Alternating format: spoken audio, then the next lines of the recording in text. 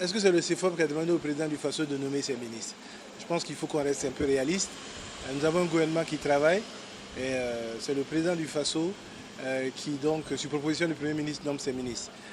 Quand le CFOP ne sera plus CFOP, ils vont nommer leur... En attendant, ils sont à l'opposition et nous avons la chance donc d'exercer l'action gouvernementale, donc de participer à mettre en œuvre le programme du chef de l'État.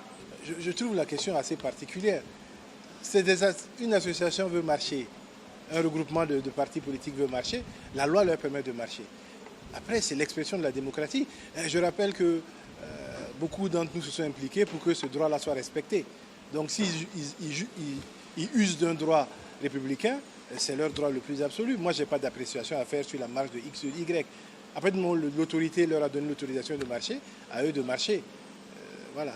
Toi et moi, je suis dans les actions qui sont réalisées.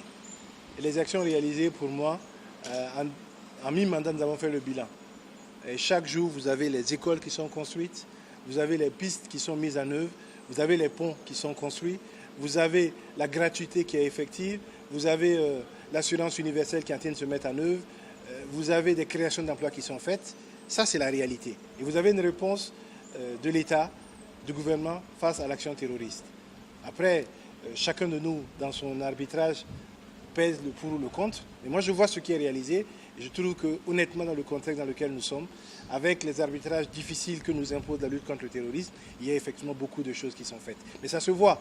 Si vous allez en province et que vous quittez Ouagadougou, vous verrez que demandez à ceux qui sont dans des situations où leurs femmes sont à l'hôpital, elles accouchent, et qu'elles sont entièrement prises en charge, ces personnes vous diront que les choses sont faites. Ça, c'est concret. Et ça, c'est un élément que toute l'Afrique nous envie. Et ça, c'est au quotidien. Allez dans les quartiers périphériques, demandez aux acteurs ceux qui ont la chance d'être pris en charge au niveau de l'hôpital pour leurs femmes et leurs enfants. Vous verrez qu'il y a des choses qui sont faites qui ne se faisaient pas avant.